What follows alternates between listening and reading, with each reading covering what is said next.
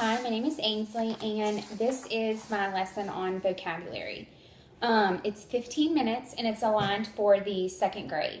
The teacher objective: use knowledge of the meaning of individual words to predict the meaning of compound words. So, for example, birdhouse, lighthouse, housefly, notebook, etc.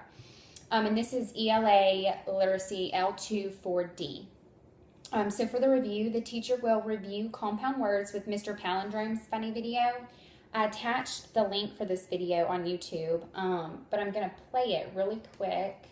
It's not long, but it's just a funny video for kids to watch. Hello, I'm Mr. Palindrome. The palindrome of the day is really exciting. Wow! Today we're talking about compound words. And a compound word is just when two words are stuck together to make a new word. I don't know what I would do without my piano keyboard. My most favorite part of my body? Eyelids. Sport I'm no good at. Would have to be football. Favorite food at the movies? Popcorn. I also love anything with honeycomb in it. What craft do I love making? Something that's very easy to make is a bookmark. My favorite animal. Well, this is actually a sea animal, but I love jellyfish. My favorite hairstyle? Pigtails. What do I want to be when I grow up? I want to be Batman. Thanks for watching. Share this video. Okay, so that is just a funny video about some of the traits Mr. Palindrome possesses that are compound words. So then I'm going to ask a series of questions. The first one is, what is a compound word? I'm just looking for basically the definition of a compound word. And then how many different words make up a compound word? The student should answer that 2 words make up a compound word. What is an example of a compound word that you use every day? So, for example, a student could say, I walk downstairs every morning on the way to school. Downstairs would be the compound word because down is a separate word, stairs is a separate word, and put together makes a compound word. So that is just oral response from the whole class.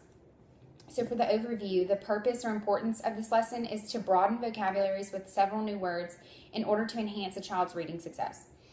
For continuity, the past, yesterday we learned the definition and several examples of a compound word. Today, we're going to look at the 2 different words that make up a compound word to predict the meaning of the compound word. And in the future, tomorrow, we will create our own compound words. And for the objective, the learner will use knowledge of the meaning of individual words to predict the meaning of the compound words. So for the motivation, I chose to read Cloudy with a Chance of Meatballs by Judy Barrett. This was recently made into a movie, but the book is really great too. And I attached where you can get the book on the lesson plan. The teacher will tell the class the title of the book. She'll say, this is Cloudy with a Chance of Meatballs by Judy Barrett, and explain why she's chosen this book to read to the class, and that is because the book is full of examples of compound words, and they're about to learn about compound words.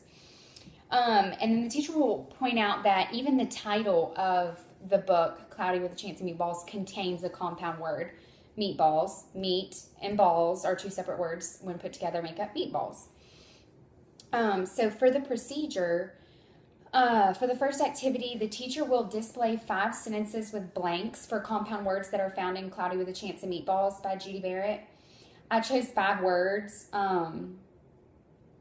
from the story and came up with 5 sentences that kind of break down the meaning of each of the separate words so that when you put them together, the student knows the meaning of the compound word. So, for example, the first sentence is, cakes that are made in a pan are blank. And the student would say pancakes. The second one, a yard that is in the back is a blank backyard. The third one is, a house where school takes place is a blank. That would be schoolhouse. The fourth one is, a market that is supersized is a supermarket. And the last one is the time that you go to bed is bedtime. And all of those 5 words come from the book, Cloudy with a Chance of Meatballs. So the students will write the answers on the smart board or on the overhead projector, whichever you have. My lesson is for the smart board. And the teacher will discuss how these answers were gotten. So she'll ask, how did you know it was pancakes? And the student will say, because cakes, little cakes that are made in a pan, are cooked in a pan, are called pancakes. So they'll discuss that. And then for the second activity, the teacher will pass out sets of compound word trivia to each pair of students. So the last one was for the whole class, and it was written response up on the smart board. But this is for pairs. So students will be put into pairs and given compound word trivia sets. So then the teacher will explain how to play this game. Place the trivia cards face down in a stack at the center of the desk between the 2 students. And each student takes a turn drawing a card from the stack and reading it. And the card will say something like, for example, it could say a 5-legged sea creature. And then the students will look on their triangle word trivia sheets for the word that describes that in the circle. So one of the circles will say starfish. And the student will place a game piece on that certain word, because a starfish is a 5-legged sea creature. And then that game continues until all the game pieces are covered until all the matches are made. So for the closure, the teacher will write several compound words on the board. The teacher will call on students to come draw a line to separate the 2 words and make up the compound word. So for example, she will write bedtime, one of the words that come from Cloudy with a Chance of Meatballs, on the board, and a student will take the pen or marker and draw a line between bed and time, because bed is a word and time is a word, and when those 2 words put together, they make bedtime. So the line will be drawn between the D and the T in bedtime. And then it'll go through for all 5 of those words that come from Cloudy with a Chance of Meatballs. And once the student draws the line separating the 2 words, the student will tell what the meaning of each of those words, and then what the meaning of the compound word is from their knowledge of the meaning of the individual words. And then the teacher will ask a series of questions.